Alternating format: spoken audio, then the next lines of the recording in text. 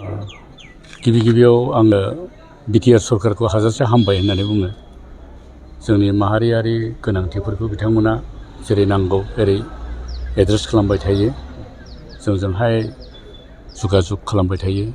जोंनि नांगौफोरखौ जेब्ला जोङो फोरमायो, बिथांमोना गोसो होनानै खोनासङो आरो हागौमानि जोंखौहाय मदद होनो खोथा होयो। आरो बियो खोथा होनायल' नङा, मोगथाङाव बिथांमोना खामानि मावो।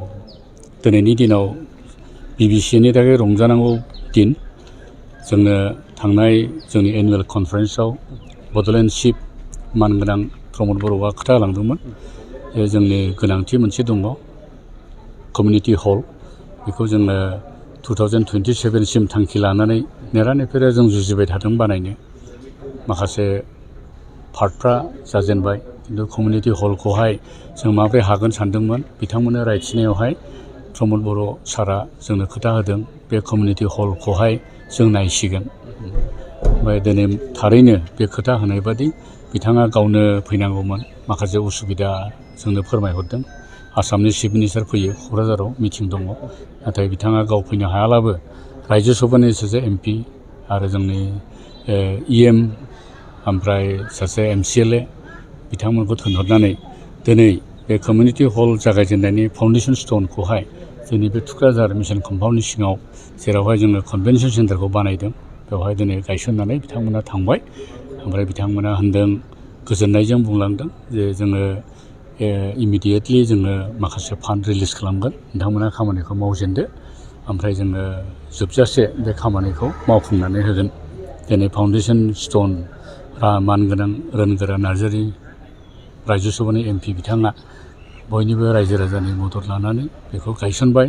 जोङो बिराद रंजादों। मोनसेया जाहैबाय पार्सनेलि बे आंनि लोगो, ओमफ्राय फार्स्ट टाइम बे मिसन कम्पाउन्डआव दिनै फैनानै जोंनि रायजो राजाफोरनो मोनसे गाहाम सुबुरुन्थाइ होफैबाय। आं पार्सनेलि बिराद खुसि जादों, जोंनि रायजो राजाफ्राबो खुसि जादों। लोगोसे आरोबाव ससियेल निड्सफोरखौ बिथांमोना बिराद खोनानो गोसो जायो। जोङो दिनै रायजो सभानि MP आरो MCLA सायखं बसुमतारी जोंनि बे क्रफ्ट्स मेम'रियेल हस्पिटालखौ दिन्थिनो लाबोदों। बिथाङा सानसे बेलासे गावनि बिमाखौनो बे क्रफ्ट्स मेम'रियेल हस्पिटालाव सिकित्सा खालामनो लाबोदोंमोन। जोबोद मोजां मोनो पार्सनेलि बे हस्पिटालखौ। ओमफ्राय दिनैहाय जों बिदिनो गासैबो फारि फारि रुमफोरखौहाय डक्टरनि हेफाजाबै दिन्थिनो मोनबाय। बिथाङा बिराद एप्रिसियेट खालामदों। जोंनि बे ओनसोलाव थानाय हाजार हाजार मानसि जायफ्रा जुगाजुग जान बाहननि थाखाय खस्थ' मोननानै दंमोन, बे मानसिफोरखौहाय जोङो खम खरसाव बेबादि मेडिकेल सिकित्सा होदों, बेखौ मिथिजोबनानै जोबोद खुसि जादों। आरो बिथाङा गोसो गोथारै बुंलांदों, आङो माबाफोर हेफाजाब होनो हाथावथाव आंनि गेजेराव आं मोनोब्ला डेफिनेटलि आं सानसे बेलासे आंबो हेल्प होनो जुजिगोन बे हस्पिटालखौ। जों बिराद गोजोननाय मोनबाय। जों बिथांमोनखौ साबायखर होयो आरो बिथांमोनखौ खावलायदों जों, नोंथांमोना जोंनि मिसनावहाय सम मोनब्ला नोंथांमोना फै। गोबां कमिउनिटिसफ्रा नोंथांमोनजों नुजानो लुबैयो आरो नोंथांमोननि खोथाफोरखौ खोनाब्ला बिसोरो गोजोननाय मोनो। बे बाथ्राफोरखौ जोङो फोरमायहरबाय। आं बिथांमोनखौ दिनैनि बे प्रग्रामफोरनि थाखाय हाजासे हामबाय होनो।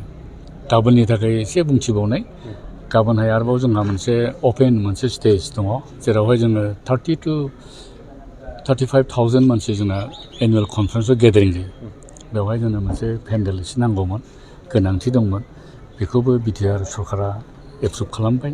गाबोन बेनिबो अन्थाइ खाम्फा जों गायसनगोन आरो गाबोनहाय सावरायग्रा बिथांनि दैदेननायाव डिपुटि चिफआ बिथांमोनखौ थिनहरबाय। गाबोन बे अन्थाइ गायसननाया गाबोन 2:30 बाजियाव आरोबाव बे थुक्राझारावहाय जागोन।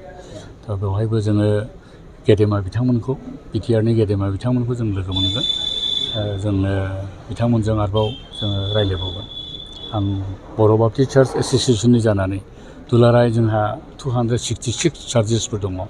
बयबो रायजो राजानि जानानै बिथांमोनखौ दिनै नोंथांमोननि बे सोलोनि गेजेरजों आं आंनि गोसो सिंनि साबायखर बावनायखौ फोरमायहरनाय जाबाय। गोजोन्थों।